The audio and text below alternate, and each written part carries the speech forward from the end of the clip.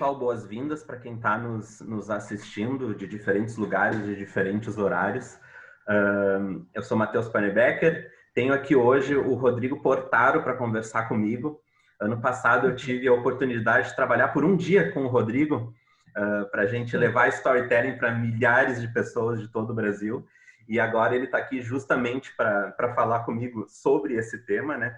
O Rodrigo aí tem uma vasta experiência pegando elementos de roteiros, de filmes e levando para o mundo corporativo, levando para diferentes narrativas. Já tem aí também alguns milhares de alunos na conta, né, Rodrigo? Então, uma alegria te ter por aqui para essa conversa. Espero que tu goste desse nosso papo. Eu que agradeço o convite. Obrigado aí, Matheus. Vamos lá. Capaz. Prazer é meu. Então, Rodrigo, olha só. Hoje a gente já vê que o storytelling, né, se estendeu para tudo, para o mundo corporativo, para games, apresentações institucionais, social media.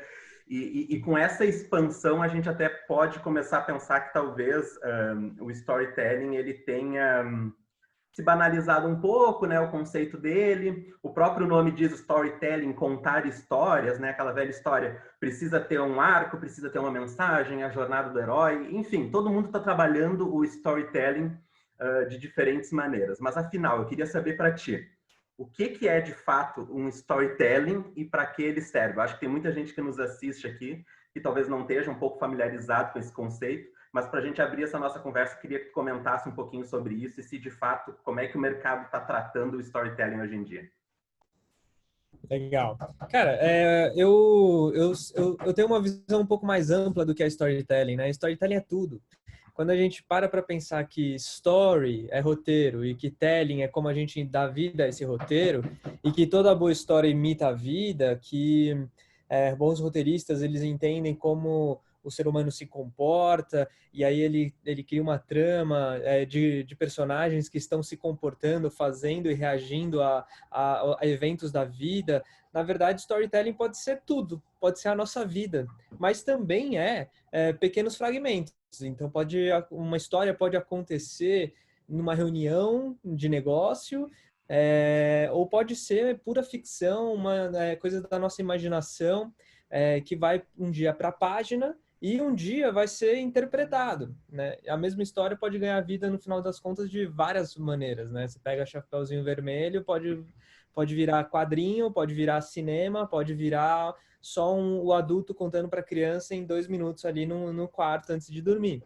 Então, storytelling para mim é a arte de conseguir imaginar, criar boas histórias e dar vida para essas histórias em diferentes formatos. Então, para mim, storytelling é isso.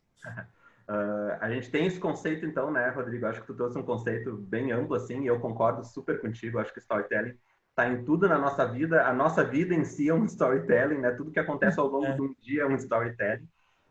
Mas claro que eu vou puxar um pouquinho para ti, para a coisa do cinema, um pouquinho para como Hollywood trata essas coisas, essas narrativas. E ano passado eu tive trabalhando também com o Jeff Gomes, que é um cara de comunicação transmídia, já fez Avatar, Piratas do Caribe, Dexter, várias histórias aí super populares. E uma das coisas que ele me falou e que me marcou bastante é sobre a questão da desconstrução da jornada do herói, né? Antes, Hollywood enfatizou muito esse mito, né, do grande herói que vence, seja em filme da Marvel, ou seja, histórias inspiradoras, né, aquela coisa que meio que separava o espectador de quem estava lá na tela, né, a gente admirava uma história, né, e para ele esse formato não tem mais, não existe mais, não está funcionando mais a jornada do herói, e ele pensa muito mais na questão da jornada coletiva, de como a gente tem que se sentir parte daquela história, né. Então, a minha pergunta para mim para ti, primeiro, se tu concorda com isso, se de fato a jornada do herói, hoje em dia, ela está sendo um pouquinho desconstruída e a gente está migrando para mais uma jornada coletiva, e o quanto a gente hoje em dia está querendo ver fantasia e o quanto a gente está querendo se ver em uma história, mais especificamente no cinema. Fantástica essa pergunta, porque ainda vejo muita gente falando de jornada do herói. E a jornada do herói, para mim, ela não vai deixar de existir, mas o problema é quando as pessoas olham para a jornada do herói e falam que isso é sinônimo de história. E isso não é sinônimo, a jornada do herói não é igual à história. É um subgênero do gênero de aventura para se criar uma história. O Joseph Campbell, né, o cara que criou a Jornada do Herói, ele era um cara de muita fé, espiritualizado, com muitas crenças. Então, quando ele criou a Jornada do Herói, é claro que tudo isso influenciou a criação dele, né, a criação dessa metodologia de estrutura, mas ele não testou isso contra os gregos, né, que são super realistas. Então, se ele tivesse testado contra os gregos, na hora que ele falasse assim, por exemplo, né, um dos passos da jornada do herói, o herói precisa negar o chamado para a aventura. Nem sempre. Pode ser, mas nem sempre. Os gregos falariam isso para ele. Então, a jornada do herói é uma fórmula e qualquer bom roteirista, qualquer bom storyteller, todo mundo é capaz de criar história, tá? Não é só roteirista, né? Então, diretores, produtores, qualquer pessoa dentro do universo do filmmaking deve dominar a arte de criar as histórias. Então, na hora de criar essas histórias, né? Qualquer história que seja, esqueçam das fórmulas, né? E vão atrás dos princípios. Vocês precisam dominar a natureza humana. E é muito complexo. Dois problemas na jornada do herói que eu vejo fundamentais, que remetem a gente a esses princípios. Primeiro, na vida real, não existe herói. Eu, você, as pessoas que estão aí no mundão, são pessoas que fazem o melhor que podem com aquilo que tem naquele momento. Alguns têm recursos incríveis, né? Mas a gente não é herói. Herói se joga na frente de uma bala para salvar um desconhecido. A gente vai fazer isso, quiçá, por alguém que a gente ama, né? Segundo, a vida não é jornada, né? A jornada remete a gente a uma fuga da realidade. Vou sair de São Paulo, vou para o Rio de Janeiro, né? Vou pegar um avião. Beleza, meia hora eu tô lá.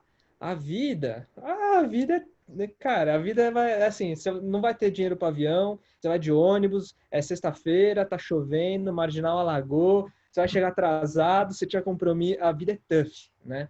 Então, às vezes também a jornada do herói remete a gente a uma fuga. E como as histórias imitam a vida, nem sempre a vida vai ter uma característica de jornada. A vida é muito difícil. Então, não é que a jornada do herói não existe ou vai deixar de existir, na minha opinião. Ela existe, mas ela é só um subgênero de história. Legal. E para falar também um pouquinho dessa questão da jornada do herói, eu acho que daí a gente entra na própria construção do personagem. Não vamos dizer construção do herói, porque, como tu disse, nós somos, às vezes, pessoas comuns, nós não somos heróis, e a gente não vive necessariamente uma jornada. Mas quando a gente está falando, por exemplo, de filme ou de alguma história, a gente tem a construção desse personagem, né? E a minha pergunta para ti vai no seguinte sentido. Quando a gente cria, para quem a gente cria esse personagem, né? Se a gente tem que ter um público específico para criar, né? Se a gente tem que segmentar. E a gente também fala muito na questão da confiança e da empatia de quem está lendo ou de quem está assistindo um filme no personagem, né? Mas eu acho que nos últimos tempos, assim, se a gente observar alguns filmes e alguns seriados, eles estão desafiando muito isso, né? Tá vindo cada vez mais personagens mais complexos, às vezes personagens mais antipáticos. E daí queria saber de ti também, se esses personagens, eles precisam necessariamente agradar quem está vendo ou quem está lendo um filme, ou se a gente não simpatizar com eles também faz parte do nosso entendimento. Queria que tu falasse um pouco da construção, assim, do personagem em si, para ti, como é que é? Legal. Para mim, character e story, né? O personagem e a história, ele não tem como desassociar os dois, tá? Para mim, não existe uma história que não seja sobre um character e o character, se é uma história, é sobre ele, é sobre a história dele. Não dá para desassociar os dois. E é um princípio de história, de uma boa história, que é diferente das histórias ruins, narrar sobre valores universais. A boa história é aquela que dura por centenas de anos, milhares de anos, como as histórias da Bíblia, por exemplo, mas pega o cinema, né? O começo das histórias ali que duram até hoje. Quem assistir hoje, por mais que os recursos tecnológicos não fossem incríveis, mas a história é boa e você se delicia, né? Você tem prazer em assistir. Essas histórias, elas são universais. E agradam adultos e crianças brasileiros, americanos, africanos, europeus. Não importa a crença, não importa a religião, né? Não importa... cara, não importa nada, na verdade. Porque se ela é universal mesmo, ela vai servir para todo mundo. Então, respondendo a sua pergunta, eu acho, na minha opinião, que não precisa se criar uma persona para quem eu vou escrever essa história. Uhum. Porque se ela é universal, de novo, ela vai servir para todo mundo. Então, eu vou dar um exemplo, né? Você pega Toy Story. Toy Story, se eu perguntar para algumas pessoas sobre o que é Toy Story, né? Por que adultos e crianças gostam? Por que o brasileiro, americano, australiano, todo mundo gosta? Ah, porque fala sobre amizade. É também sobre amizade, mas é mais do que isso. Voltando para o conflito inicial da história, que é quando, pensando no Toy Story 1, né? Quando Buzz Lightyear chega na vida do Woody, que é o protagonista. A vida do Woody, ela sai do equilíbrio porque ele é o brinquedo favorito do dono, e chegou um brinquedo mais legal, o Buzz Lightyear, e a vida dele passa a ser ameaçada, porque pode ser que ele deixe de ser o brinquedo favorito do Andy. Então, o valor universal que está em risco no conflito inicial da história, que é sobre o que é a história, é o medo de ser abandonado. E eu, você, todo mundo tem medo de ser abandonado em diferentes situações da nossa vida. Não só quando alguém chega, né? Mas eu tenho medo de ser abandonado pelo meu chefe, pelos meus filhos, pela minha esposa, enfim, pela marca que está me empregando ali. Enfim, eu tenho medo de ser abandonado em diferentes situações. Então, todo mundo sabe o que ter medo de ser trocado, substituído, ser abandonado. Quando a gente assiste uma história onde o protagonista, que a gente já tem por que se identificar também, né, que faz parte da ambientação da história, quando chega num conflito que coloca um valor universal em risco, eu entendo ele. E por entender ele, é como se fosse um espelho, né? No nosso cérebro não entende assim, eu entendo o que aquele personagem está passando, né? Ele está sentindo medo. Não, a gente sente medo. O nosso cérebro fala assim, nossa, você está com medo, assim como ele também está. Você está com medo, porque você já está identificado.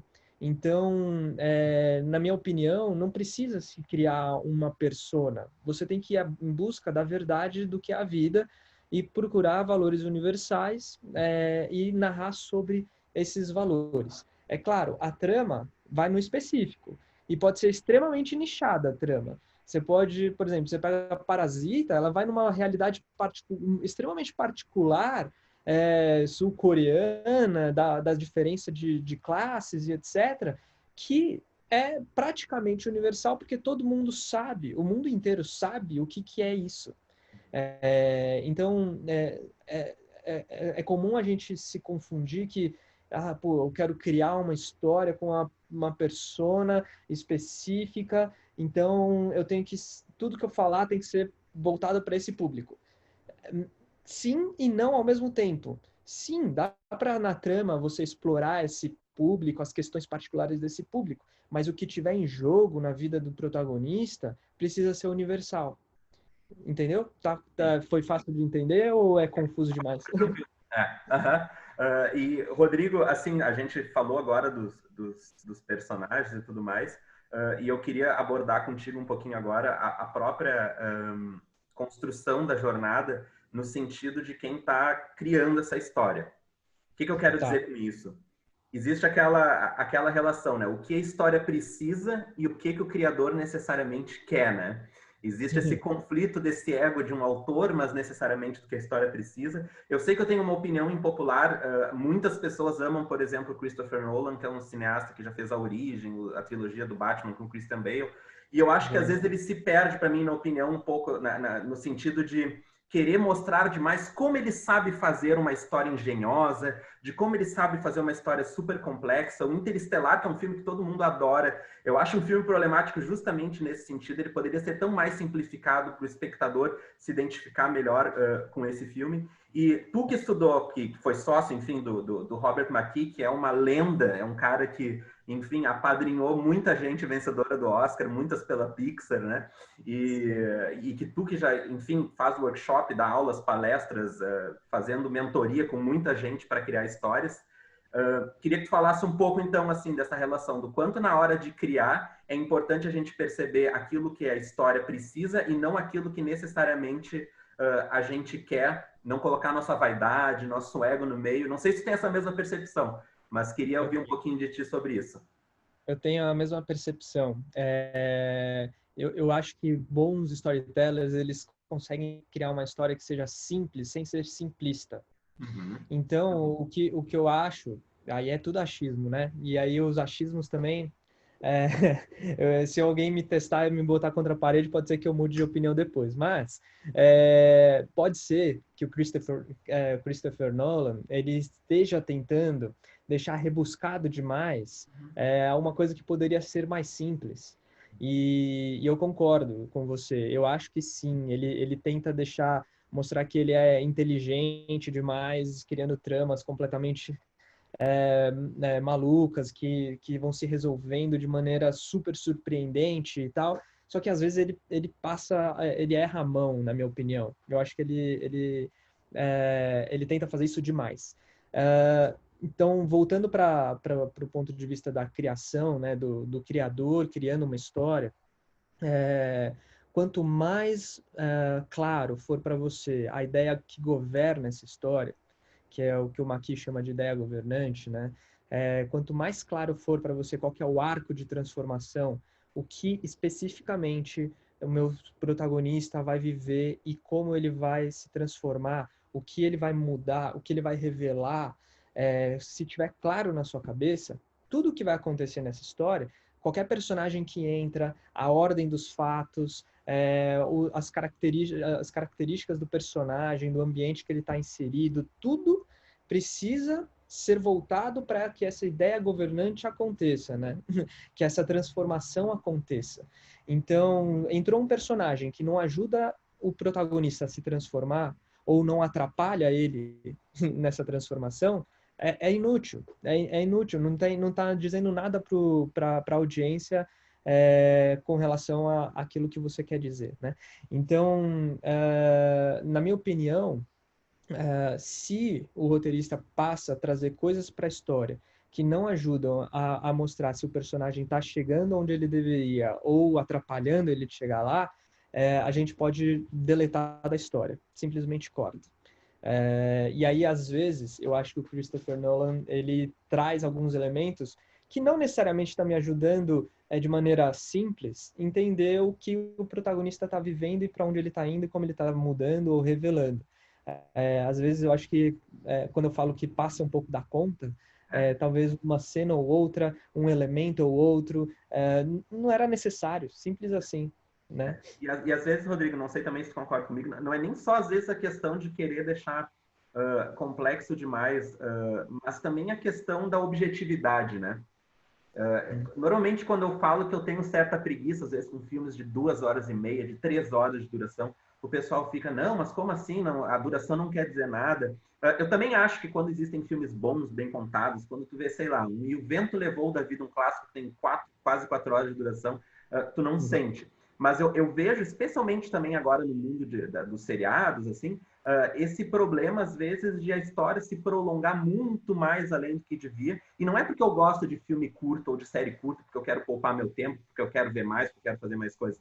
É porque eu acho que, às vezes, o desafio da gente conseguir encontrar a essência das coisas e conseguir mostrar elas de forma clara e objetiva é muito mais difícil, né? As pessoas costumam associar isso com tu ser simplista, com um filme mais curto não ter profundidade, de repente. Mas eu acho que se a gente pegar, por exemplo, o universo dos curtas-metragens, que às vezes tem 15, 20 minutos, e às vezes eles têm um universo muito mais complexo e rico do que um filme de 2 horas.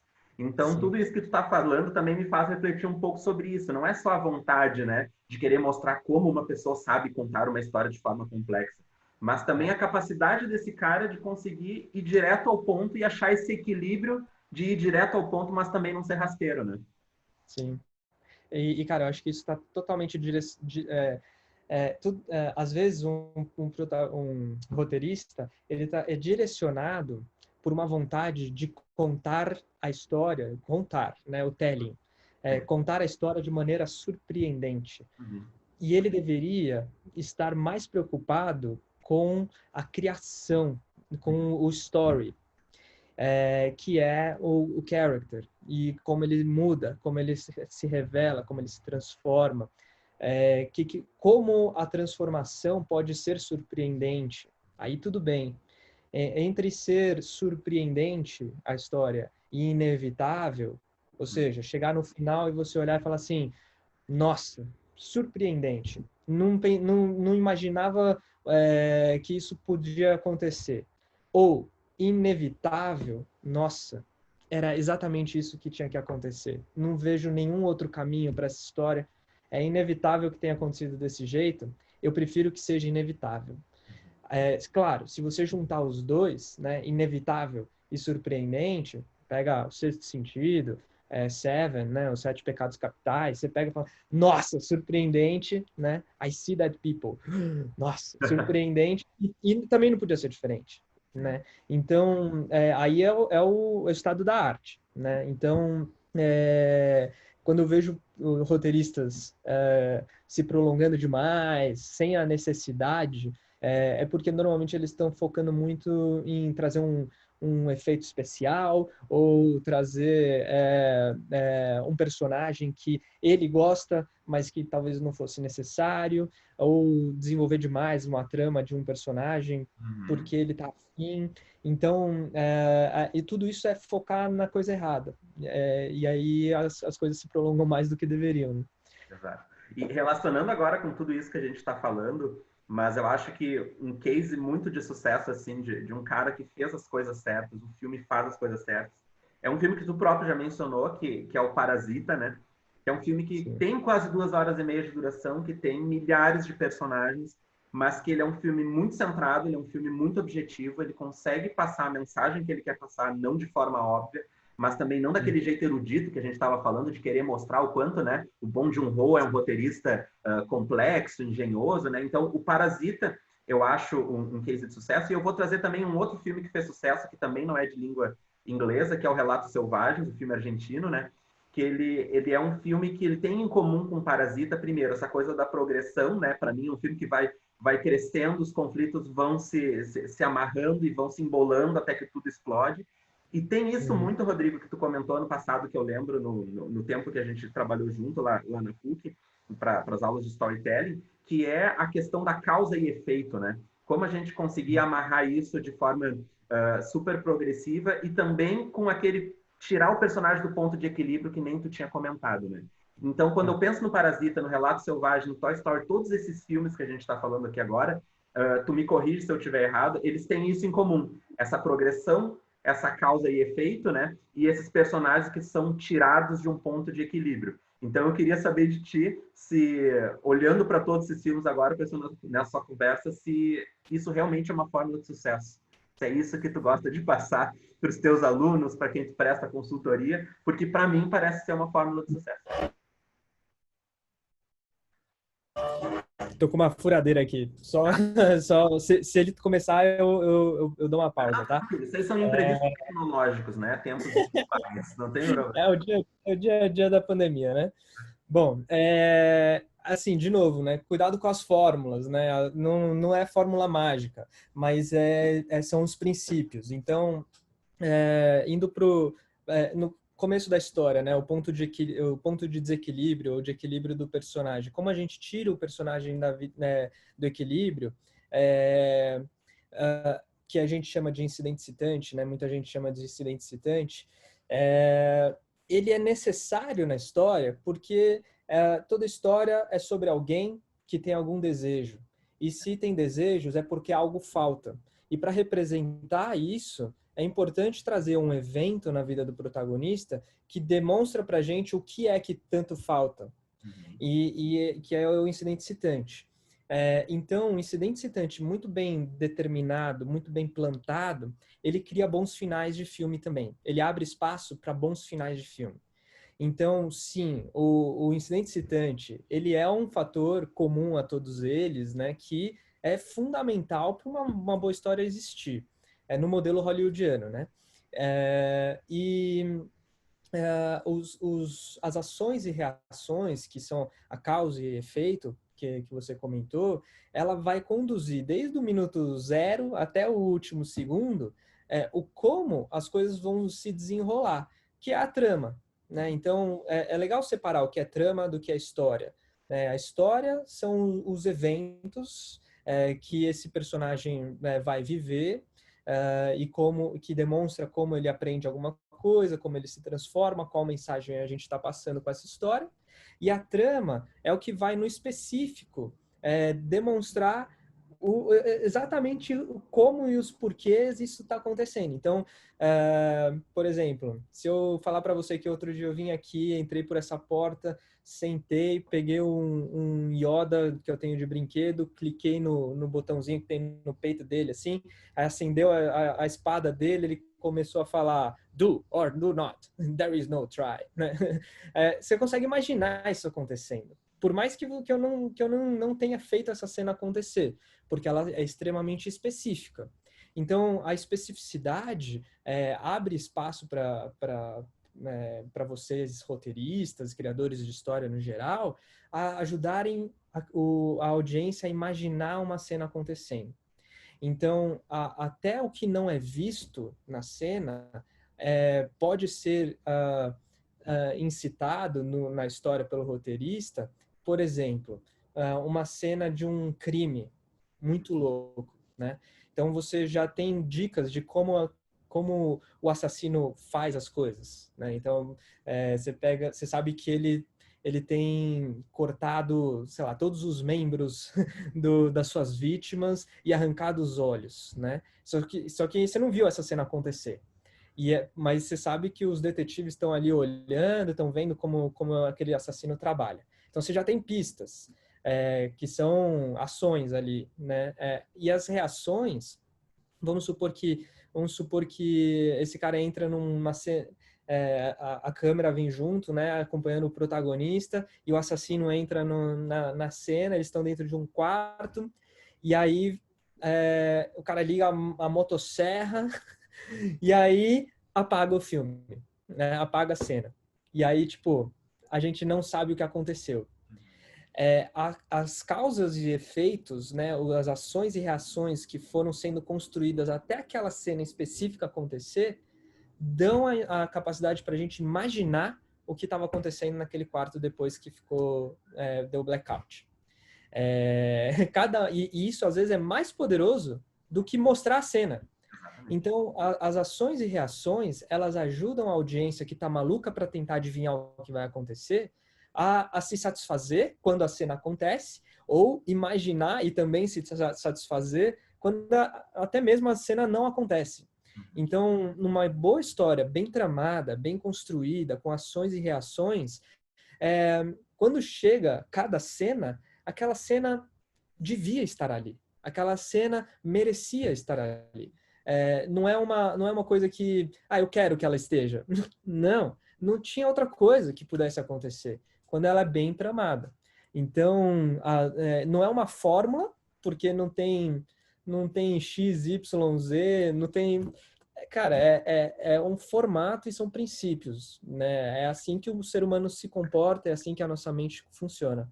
E não é uma fórmula também, né, Rodrigo? Eu acho porque a gente às vezes gosta de imaginar também Hollywood especificamente, ou o grande cinema mais mainstream, como essa sala onde todo mundo sentou, teve as ideias, colocou no papel, pronto, o filme está feito. Só que são muitas variáveis também, né? Então, às vezes, Sim. tem grandes estúdios que querem controlar histórias, tu precisa fazer ajustes porque eles querem, se é um grande lançamento, tem que abranger o maior número de plateias possível, então não dá para deixar muito complexo, e daí entra nessas variáveis que acabam influenciando um pouco a história, né? Mas, enfim, Rodrigo, era isso. Eu te agradeço demais a conversa. Ele me esclareceu muitos pontos, muitas ideias sobre storytelling, que, para mim, pelo menos, como espectador, como crítico de cinema, eu vou levar para as sessões. Eu acho que quando a gente ouve necessariamente assim o que de fato acontece numa história. Às vezes a gente assiste um filme, sabe que gostou daquilo, mas não sabe por que gostou, né? E nessa conversa contigo, assim, eu acho que tu trouxe vários elementos para quem está nos assistindo também, conseguir apurar o olhar da próxima vez, assim, e ver como os roteiristas chegaram nesse ponto. Então, te agradeço demais a conversa. Pô, eu que agradeço, Matheus. Obrigado aí o convite. Sempre que quiser, estou à disposição aí. Então tá, Rodrigo. Pessoal, essa então foi a nossa entrevista com o Rodrigo Portaro. Aqui embaixo vou deixar contato dele, vou deixar redes sociais e tudo mais para vocês seguirem, site, etc. E a gente se encontra na nossa próxima conversa. Até a próxima.